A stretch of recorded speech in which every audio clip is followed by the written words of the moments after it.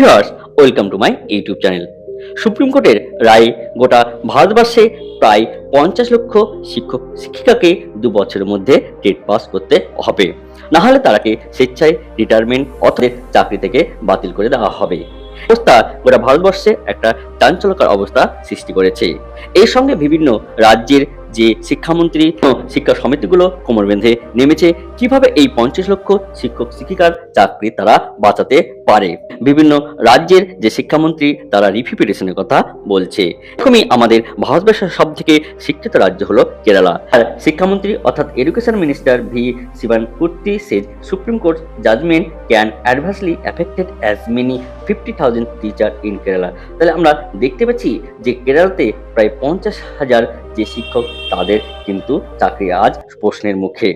শুধু 50,000 শিক্ষক বললেই ভুল হবে, এর সঙ্গে তাদের ফ্যামিলি মেম্বার কিন্তু যুক্ত আছে।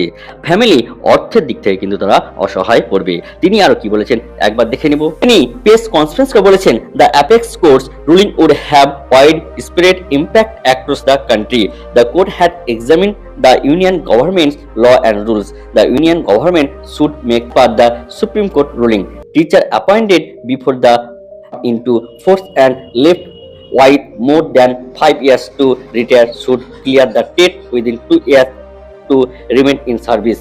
Else they may quit or be compulsory retired with terminal benefits. শিক্ষামন্ত্রী যেমন একদিকে বলছেন যে 50,000 শিক্ষক তাদের চাকরি আজ প্রশ্নের মুখে, এর জন্য রিভিউ পিটিশনের জন্য কিন্তু রেডি। অন্যদিকে আবার তিনি এই রায়কে তিনি ওয়েলকাম জানাচ্ছেন। শিক্ষার উন্নতির ক্ষেত্রে এই টেট কিন্তু দরকার।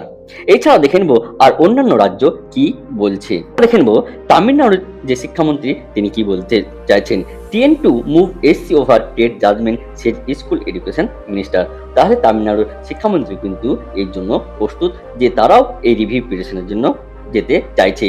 রাজ্যের যে শিক্ষামন্ত্রী সেই শিক্ষামন্ত্রীগুলো রিভিউ পিটিশনের জন্য কিন্তু তারা রেডি, যেটা আমরা দেখলাম যে বিভিন্ন নিউজ পেপার বা মিডিয়ার মাধ্যমে। অর্থাৎ প্রত্যেকটা রাজ্যের যে শিক্ষামন্ত্রী তারা এই যে রায়, এই যে অর্ডার, এই অর্ডারের বিপক্ষে তারা কি এই রিভিউ পিটিশন করতে, প্রত্যেকটা রাজ্যের শিক্ষামন্ত্রী এই রায়ের বিপক্ষে তারা রিভিউ পিটিশন করতে যাচ্ছে।